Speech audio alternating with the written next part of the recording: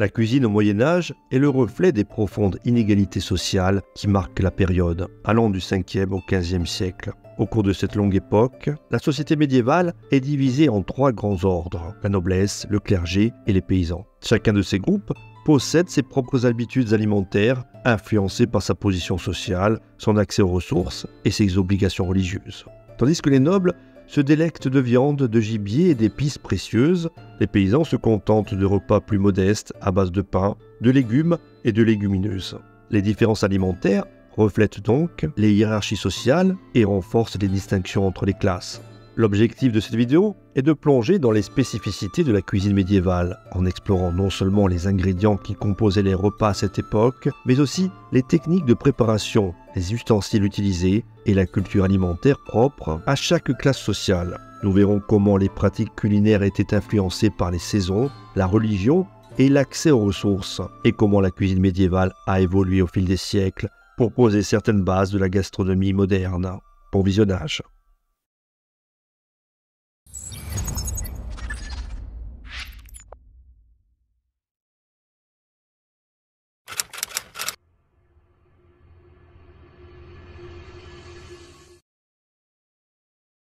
Au Moyen-Âge, les ingrédients de base de l'alimentation sont largement déterminés par la disponibilité des ressources locales, les conditions climatiques et bien sûr le statut social de ceux qui les consomment. Parmi ces ingrédients, les céréales et le pain occupent une place centrale, constituant l'aliment de base pour la grande majorité de la population. Le pain est dans bien des cas synonyme de nourriture elle-même, au point que pour désigner les repas, on parle souvent de rompre le pain. Les céréales sont essentielles non seulement pour le pain, mais aussi pour d'autres plats comme les soupes et les bouillies qui sont consommés quotidiennement. La production et la consommation de pain varient considérablement en fonction du statut social. Pour les paysans qui représentent la majorité de la population, le pain est souvent fait à partir de céréales plus grossières comme le seigle ou l'orge. Ce pain plus sombre est moins raffiné et parfois difficile à mâcher et moins nourrissant que le pain blanc consommé par les classes supérieures. Cependant, il reste l'élément fondamental de l'alimentation paysanne, car il est accessible et peut être produit localement. Ce type de pain est souvent complété par des soupes épaisses à base de céréales bouillies, telles que l'avoine ou le seigle, mélangées à des légumes ou à des herbes. Pour les nobles et les riches citadins, le pain est un aliment plus raffiné. Fabriqué à partir de blé, il est plus blanc et plus léger, car tamisé de façon à retirer une grande partie du son, ce qui le rend beaucoup plus agréable à consommer. Ce pain blanc est réservé aux tables des élites et son coût élevé en fait un signe extérieur de richesse. En outre, le blé étant plus difficile à cultiver et nécessitant des terres de meilleure qualité, il symbolise le pouvoir et la richesse. À la table des nobles, le pain est également utilisé comme un tranchoir, c'est-à-dire une épaisse tranche de pain qui sert l'assiette pour déposer la viande et les autres aliments. Ce tranchoir est souvent donné aux domestiques ou aux pauvres après le repas. Outre les céréales, les légumes jouent un rôle central dans l'alimentation médiévale, en particulier pour les classes inférieures qui n'ont pas toujours accès à la viande. Les légumes racines, tels que les navets, les carottes et les panais, sont parmi les plus courants. Ces légumes sont faciles à cultiver dans les potagers et peuvent être stockés pour l'hiver. Les choux, les poireaux et les oignons sont également des éléments essentiels à l'alimentation paysanne. Le chou en particulier est un aliment de base dans les soupes et les ragoûts, et il est souvent consommé sous différentes formes, crues ou cuites. Les poireaux et les oignons sont utilisés pour parfumer les plats et apporter un peu de variété à une cuisine souvent monotone. Les herbes occupent aussi une place importante dans la cuisine médiévale. Le persil, la menthe, le thym et la sauge sont couramment utilisés pour assaisonner les plats, notamment les soupes et les bouillons. Ces herbes sont souvent cultivées dans les jardins des monastères ou des maisons paysannes et sont utilisées non seulement pour leur qualité gustative, mais aussi pour leurs propriétés médicinales selon les croyances de l'époque. Le persil, par exemple, est réputé bon pour la digestion, tandis que la sauge est considérée comme une plante médicinale précieuse. L'usage des herbes n'est pas réservé aux classes supérieures, bien que les nobles aient accès à une plus grande variété d'herbes et d'épices exotiques importées d'Orient à prix d'or. Les fruits locaux occupent également une place de choix dans l'alimentation médiévale, bien que leur consommation soit souvent saisonnière. Les pommes, les poires et les prunes sont les fruits les plus répandus. Ces derniers sont souvent consommés frais lorsqu'ils sont de saison, mais ils peuvent être aussi séchés ou transformés en compote ou en tarte pour être consommés tout au long de l'année. Les baies sauvages telles que les mûres et les fraises des bois sont également très appréciées, en particulier par les paysans qui les ramassent dans les forêts environnantes. La conservation des fruits pose parfois un défi à une époque où les moyens de réfrigération sont inexistants. C'est pourquoi le séchage et la transformation des fruits en confiture ou en boissons fermentées, comme le cidre, sont des techniques couramment employées. La consommation de fruits est elle aussi marquée par les distinctions sociales. Les nobles, grâce à leur vaste domaine, ont souvent accès à des vergers bien entretenus où les fruits sont cultivés de manière plus systématique. Ils peuvent également se procurer des fruits plus rares ou précoces, parfois importés de régions plus chaudes, bien que ces importations restent rares et coûteuses. Les fruits sont souvent utilisés lors des banquets pour apporter une touche de luxe et de raffinement au repas. Ils sont parfois accompagnés de miel, l'un des rares édulcorants disponibles à l'époque. Enfin, il est important de noter que l'alimentation au Moyen-Âge est étroitement liée au cycle agricole et aux saisons. Les ingrédients frais, qu'ils soient céréales, légumes ou fruits, ne sont disponibles que pendant certaines périodes de l'année. Le reste du temps, on fait appel à des méthodes de conservation traditionnelles comme le séchage, le salage ou le fumage pour préserver les aliments et en disposer pendant les mois d'hiver. Cela entraîne une certaine monotonie dans les repas, notamment pour les paysans qui, durant l'hiver, dépendent presque exclusivement de leurs réserves de céréales et de légumes racines.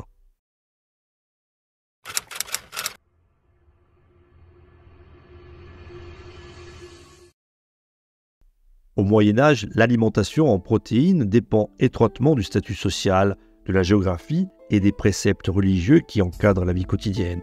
La consommation de viande est un privilège réservé à une élite noble, tandis que les classes populaires, en particulier les paysans, doivent souvent se contenter de sources alternatives de protéines, telles que le poisson ou les légumineuses.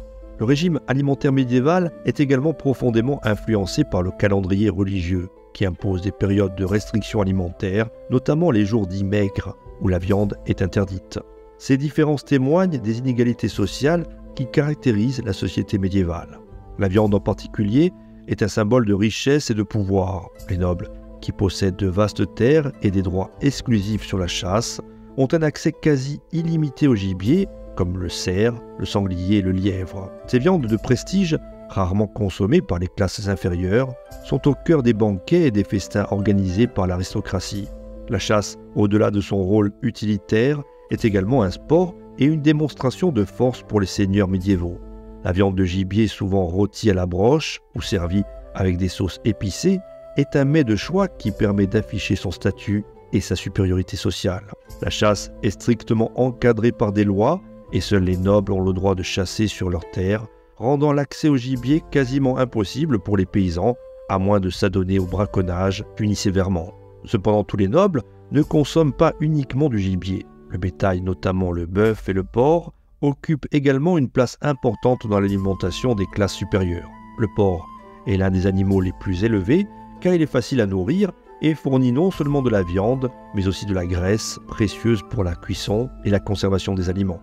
La charcuterie est une forme de conservation populaire, notamment sous forme de jambon et de saucisses, que l'on retrouve sur les tables nobles, mais aussi dans les foyers paysans plus modestes, bien que de manière moins fréquente. Le bœuf, en revanche, est plus rare et souvent réservé aux occasions spéciales ou aux grandes fêtes. La viande de bœuf nécessite des bêtes de taille et leur élevage est coûteux, ce qui la rend plus précieuse. La volaille, quant à elle, est courante dans l'alimentation des nobles et des paysans aisés. Les poulets, les oies et les canards sont élevés pour leur chair et leur œuf. Contrairement au gibier, la volaille est plus accessible aux petites exploitations agricoles, bien qu'elle reste un mets de choix pour de nombreux paysans. Les volailles sont également utilisées pour les banquets, où elles sont servies entières et souvent farcies, un signe de luxe culinaire.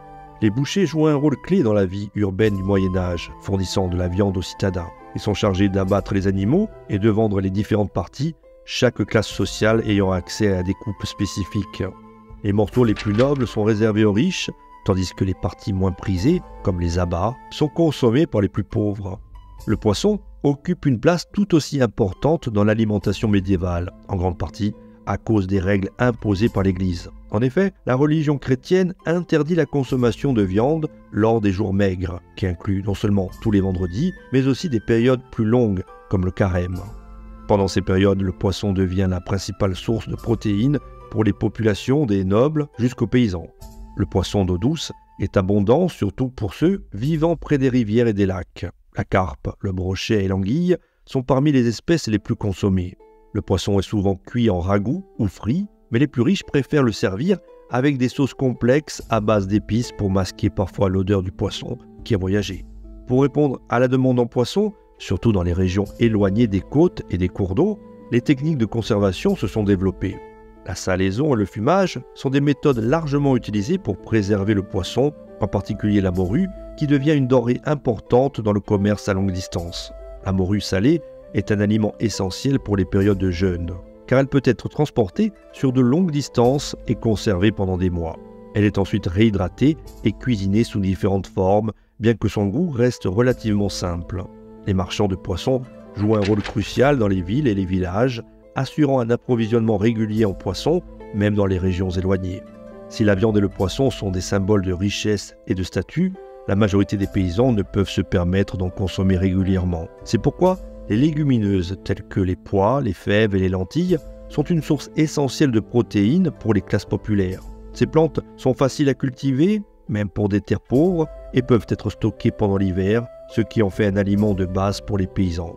Les pois et les fèves sont souvent bouillis dans des soupes, parfois accompagnés de légumes comme les choux ou les oignons. Bien qu'elles soient considérées comme des aliments modestes, les légumineuses sont cruciales pour assurer un apport en protéines régulier, surtout dans les périodes où la viande et le poisson sont rares. Les légumineuses ne sont pas seulement consommées par les paysans, elles sont aussi présentes dans l'alimentation des riches, bien que sous des formes plus élaborées. Les nobles apprécient les plats à base de pois et de lentilles, surtout lorsqu'ils sont assaisonnés avec des épices ou accompagnés de viande. Cependant, elles n'occupent jamais une place aussi centrale que pour les populations paysannes, pour qui elles représentent souvent la seule source de protéines.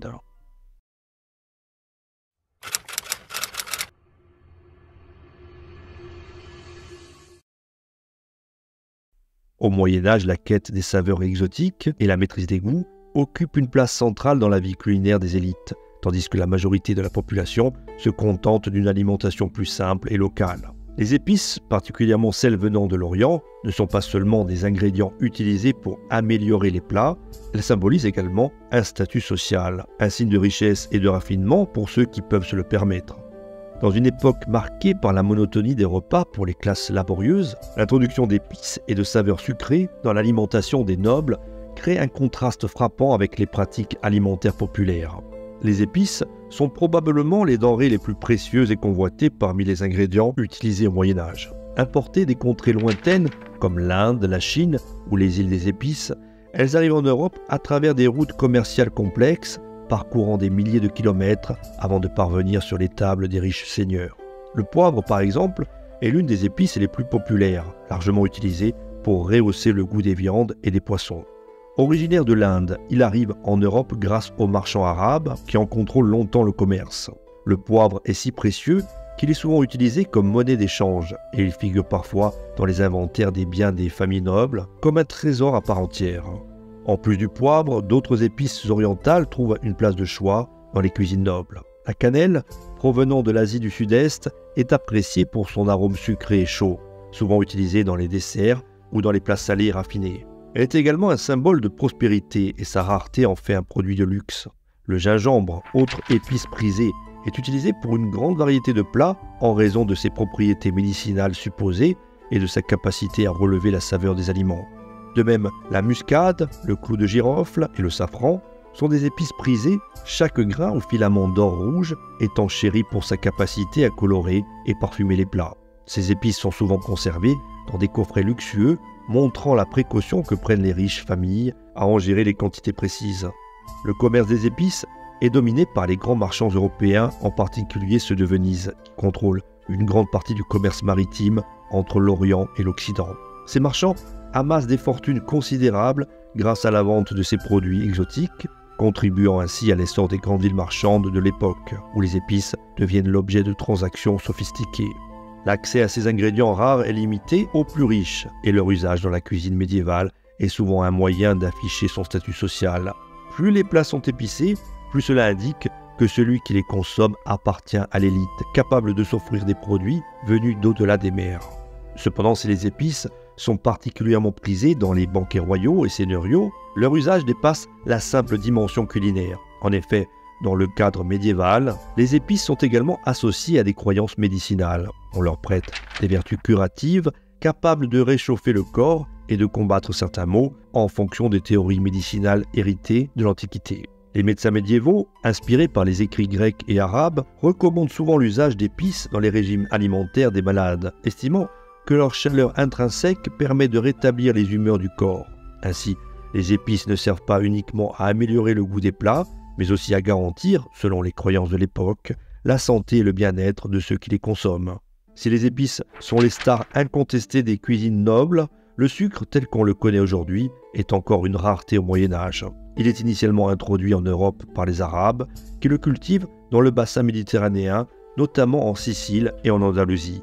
Toutefois, son coût prohibitif en fait un produit réservé à une élite extrêmement restreinte. Utilisé principalement dans les confiseries et les desserts élaborés, le sucre est parfois prescrit comme médicament, renforçant encore une fois son association avec le luxe et la santé. Face à la rareté du sucre, c'est le miel qui occupe la place principale dans l'édulcoration des plats du Moyen-Âge. Apprécié pour sa douceur naturelle et ses propriétés conservatrices, le miel est utilisé dans une variété de recettes, allant des gâteaux aux sauces pour les viandes. Les apiculteurs, particulièrement en milieu rural, jouent un rôle essentiel dans l'approvisionnement en miel, dont la récolte est souvent considérée comme un art. Le miel est non seulement une alternative locale au sucre, mais il est également perçu comme un aliment bénéfique pour la santé, notamment grâce à ses propriétés antiseptiques supposées. On l'utilise également dans les boissons comme l'hydromel, une boisson alcoolisée sucrée qui est prisée lors des banquets. Le miel sert aussi à conserver certains aliments, une technique précieuse à une époque où la réfrigération n'existe pas. Enrober des fruits dans du miel permet de prolonger leur durée de vie et d'en faire des friandises pour les moments de fête. Les confitures à base de fruits et de miel sont également courantes, bien que comme le sucre, leur consommation soit principalement limitée aux riches qui peuvent se permettre de consacrer du miel à de telles préparations. L'usage des épices dans les plats n'est pas uniquement destiné à masquer le goût de la viande parfois moins fraîche, comme on le dit souvent, mais aussi à transformer les repas en une véritable expérience sensorielle. Dans les grandes maisons nobles, les cuisiniers rivalisent d'ingéniosité pour créer des sauces sophistiquées où se mêlent le piquant du poivre, la douceur de la cannelle et la chaleur du gingembre. Ces combinaisons permettent de transcender la simplicité des ingrédients locaux et de donner à la table un éclat digne des grandes cours royales.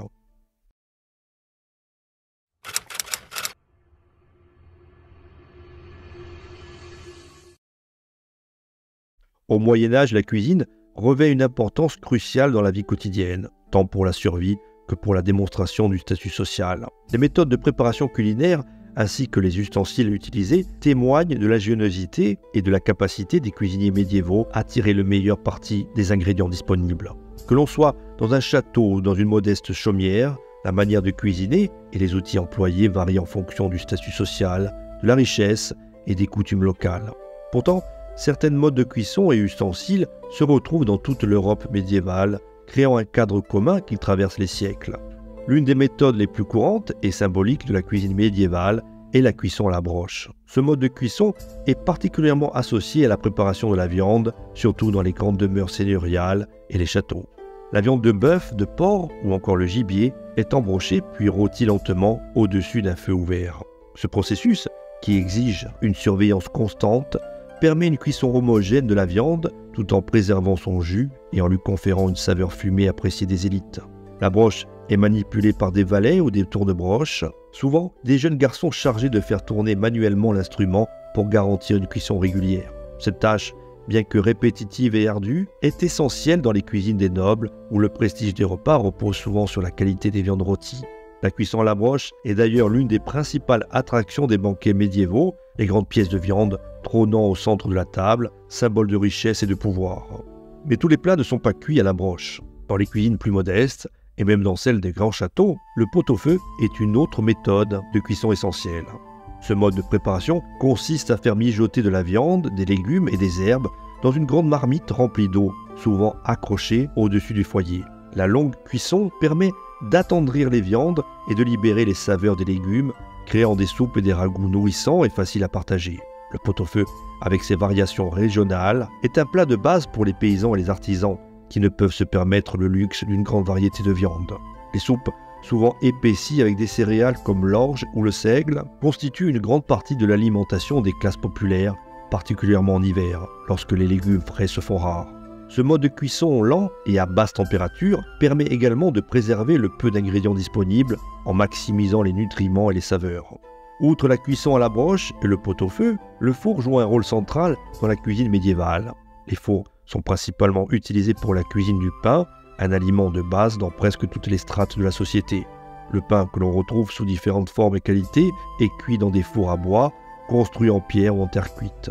Les riches possèdent souvent leur propre four, ou font cuire leur pain dans les cuisines de leur domaine. Les paysans, eux, doivent se rendre au four banal, un four commun, où ils cuisent leur pain moyennant une redevance au seigneur local. La cuisson du pain est un rituel quotidien ou hebdomadaire selon les ressources, et la qualité du pain reflète directement le statut social. Le pain blanc, fait de farine de blé raffinée, est réservé aux riches, tandis que le pain des classes laborieuses est plus grossier, souvent fabriqué à partir de seigle ou d'orge. En plus du pain, les fours sont utilisés pour cuire des tartes et des pâtés, souvent remplis de viande et de légumes ou de fruits selon les saisons et les ressources disponibles. Les techniques de cuisson au Moyen-Âge ne sont cependant efficaces que grâce aux ustensiles utilisés. Ces derniers varient en fonction des matériaux disponibles et de la richesse des foyers. Les poêles, par exemple, sont couramment utilisées pour la cuisson des œufs, du poisson et des petites pièces de viande. Elles sont principalement fabriquées en fer ou en fonte, des matériaux robustes capables de supporter la chaleur directe des feux de bois.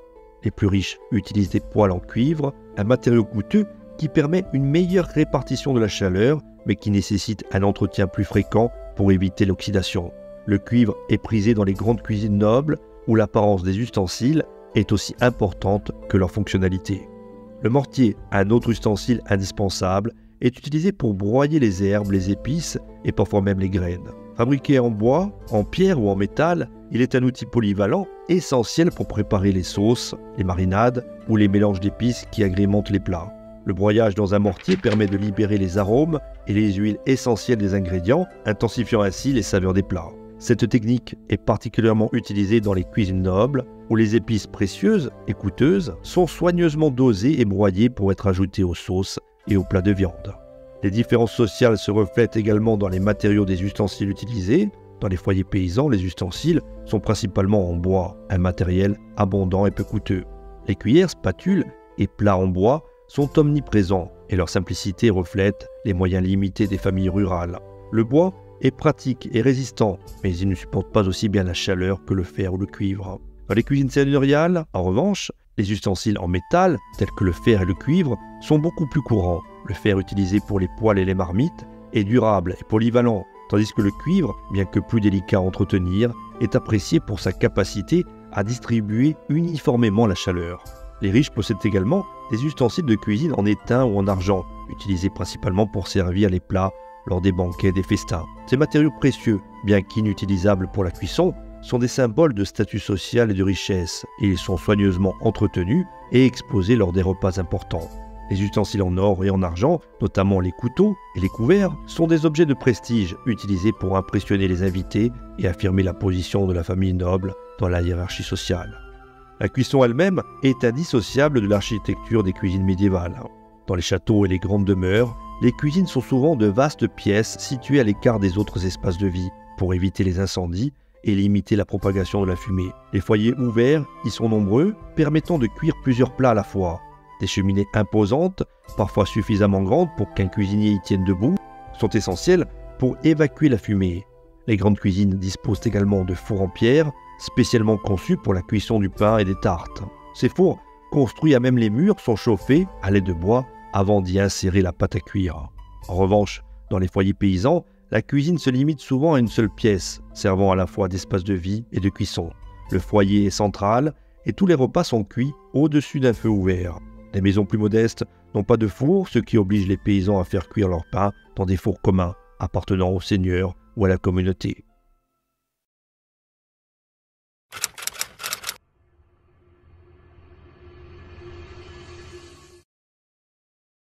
Au Moyen-Âge, le repas est bien plus qu'un simple moment de consommation d'aliments. Il incarne un véritable rituel social, religieux et culturel qui structure la vie quotidienne. Les habitudes alimentaires varient grandement selon les classes sociales, du festin opulent des nobles au repas modeste des paysans. La fréquence, la composition et l'organisation des repas reflètent les hiérarchies sociales et les valeurs dominantes de cette époque. Pour comprendre la cuisine médiévale dans sa globalité, il est essentiel de saisir les différences entre les repas des diverses couches de la société ainsi que les rituels qui les accompagnent. Commençons par la fréquence des repas, qui diffère selon les milieux sociaux. Dans les couches plus élevées, notamment la noblesse et la haute bourgeoisie, il est habituel de prendre 3 repas par jour. La journée commence avec le déjeuner, un repas léger pris tôt le matin. Ce premier repas se compose souvent de pain, de fromage et d'un peu de viande froide ou de poisson, accompagné d'eau ou de vin. Il s'agit d'un repas simple qui permet de bien commencer la journée sans la lourdeur des grandes préparations. Toutefois, cette habitude de 3 repas quotidiens est un privilège des classes aisées qui ont les moyens de se permettre de telles pauses alimentaires. Le repas principal de la journée est le dîner qui a lieu vers midi. C'est le repas le plus copieux et le plus élaboré de la journée. En fonction des ressources disponibles et du statut social, il peut être composé de plusieurs plats de viande, de poisson, de légumes, de pain et de fruits. Pour les nobles, ce repas est aussi l'occasion d'affirmer leur rang social à travers la qualité des mets servis et le faste qui entoure leur présentation. Enfin, le souper, pris en fin d'après-midi ou en début de soirée, est un repas plus léger, destiné à clore la journée avant la nuit. Il peut se composer de restes du dîner, de soupe ou de bouillie. Pour les nobles, le souper est un moment plus intime, parfois pris en petit comité, alors que le dîner est plus souvent l'occasion de convier des invités. Les paysans, quant à eux, ne prennent généralement que 2 repas par jour et commencent la journée avec un petit déjeuner frugal, souvent composé de pain et d'un peu de fromage ou de soupe. Ce repas pris tôt le matin permet de commencer le travail au champ avant l'aube. Le repas principal des paysans, équivalent au dîner des nobles, est pris à la mi-journée.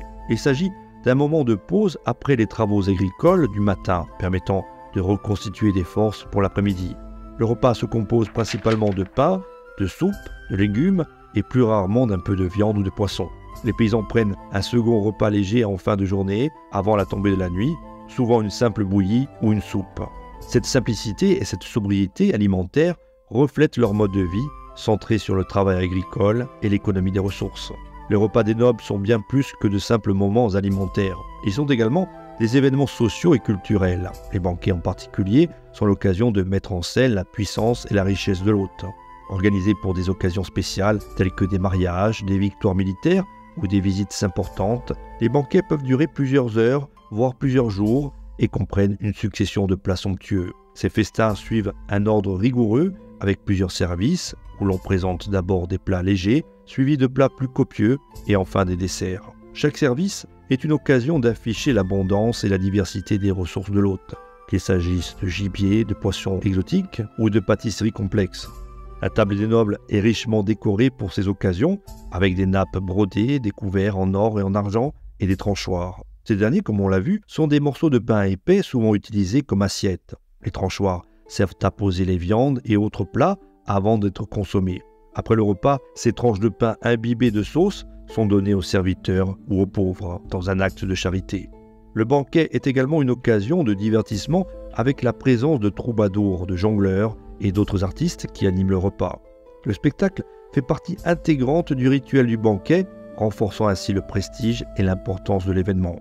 L'organisation des banquets suit un protocole strict. Les invités sont placés selon leur rang et leur importance, avec les plus prestigieux siégeant à proximité de l'hôte. Ce dernier est souvent assis sur une estrade ou à une table surélevée, permettant de mieux le distinguer de ses invités. L'ampleur des banquets nécessite souvent une armée de cuisiniers, de serviteurs et de valets pour assurer la bonne marche du repas. La hiérarchie est respectée jusque dans la manière dont les plats sont servis, avec les mets les plus raffinés réservés à l'hôte et à ses invités les plus importants.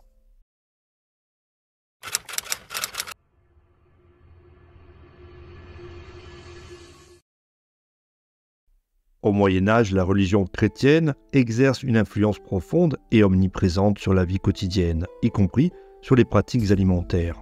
Le système de croyance structuré par les enseignements de l'Église catholique détermine non seulement ce que les gens mangent, mais aussi quand et comment ils le consomment. La cuisine médiévale est aussi fortement modélée par les préceptes religieux, notamment à travers les restrictions alimentaires imposées par les jours maigres, le carême et les fêtes religieuses. Ces règles façonnent la composition des repas et le rythme des saisons alimentaires, reflétant un rapport étroit entre la nourriture et la foi. L'une des plus grandes influences religieuses sur la cuisine médiévale est la pratique des jours maigres. Ces jours où la consommation de viande est interdite sont instaurés par l'Église dans le cadre d'un effort de contrôle moral et spirituel sur la population. Le plus connu de ces jours est le vendredi, qui rappelle la crucifixion du Christ. En souvenir de ce sacrifice, il est interdit de manger de la viande, un aliment considéré comme noble et associé à la richesse. En plus des vendredis, de nombreux autres jours du calendrier liturgique imposent ce type de restrictions. Par exemple, la veille de grandes fêtes religieuses comme Noël et Pâques sont des jours maigres, tout comme les jours de jeûne pendant le carême. Le carême, justement, est la période la plus stricte et la plus longue de restrictions alimentaires. Pendant les 40 jours qui précèdent Pâques, les fidèles doivent s'abstenir de consommer de la viande et dans certains cas d'autres produits d'origine animale comme les œufs et le lait. Cette privation symbolise la pénitence, l'humilité et la purification spirituelle en préparation de la célébration de la résurrection du Christ. Toutefois, les règles varient en fonction de la région et de la période, et certains seigneurs ou monastères bénéficient de dispenses spéciales. Néanmoins, pour la majorité de la population, le carême impose une modification radicale du régime alimentaire. En réponse à ces restrictions, la cuisine médiévale s'adapte en mettant l'accent sur les aliments qui respectent les règles religieuses.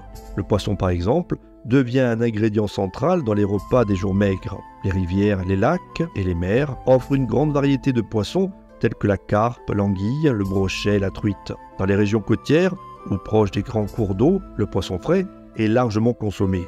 Dans d'autres régions où le poisson frais est plus rare, il est conservé par salaison, fumage ou séchage. La privation de certains aliments pendant les jours maigres et le carême n'est cependant pas perçue uniquement comme une contrainte. C'est aussi une occasion de faire preuve de créativité culinaire.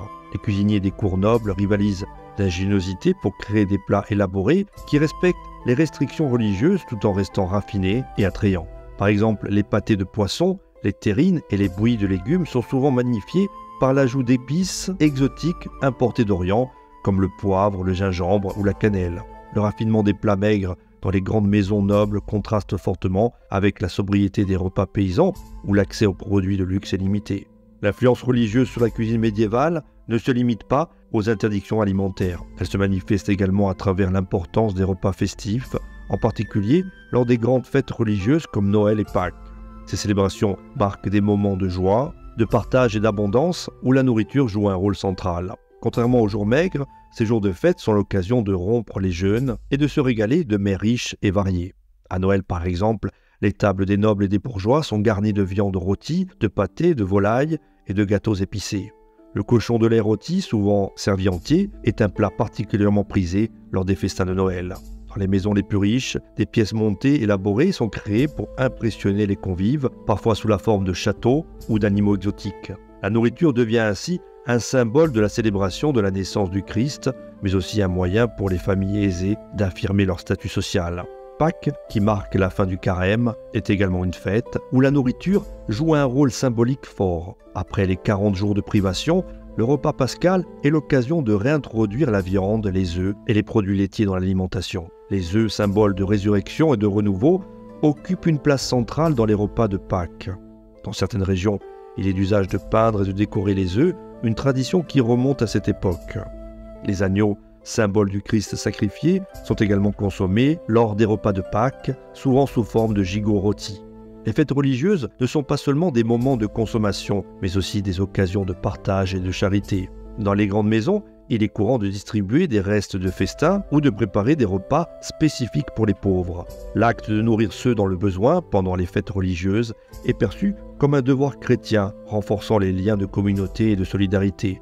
Les monastères en particulier jouent un rôle important dans cette distribution de nourriture. En plus d'offrir des repas aux pauvres, ils produisent souvent leur propre nourriture avec des potagers, des vergers et des étangs à poissons qui leur permettent de respecter les règles religieuses tout en assurant une relative autosuffisance. L'influence religieuse sur la cuisine médiévale se manifeste également à travers les pratiques monastiques. Les moines suivent des règles alimentaires strictes basées sur les enseignements de saint Benoît qui prescrit modération et abstinence. Les monastères sont souvent des lieux d'innovation culinaire où les moines développent des techniques de conservation des aliments comme le séchage et la salaison, et créent des recettes adaptées aux gens maigres. Les fromages, les pâtés de poisson et les boissons fermentés, comme la bière et l'hydromel, produits dans les monastères, deviennent des éléments importants de l'alimentation médiévale, tant pour les religieux que pour les laïcs. Les repas et la cuisine du Moyen-Âge sont donc intimement liés aux pratiques religieuses. La cuisine devient ainsi un moyen d'exprimer la dévotion, la charité et l'appartenance à une communauté chrétienne. Voilà, notre exploration de la cuisine au Moyen-Âge se termine. Avant de se quitter, une dernière anecdote. Lors de banquets extravagants de riches nobles, il n'était pas rare qu'un plat de viande soit décoré de manière à ressembler à un animal vivant. Ces festins, bien plus qu'un simple repas, étaient des démonstrations de richesse et de pouvoir, et ils jouaient un rôle clé dans la culture et la politique de l'époque.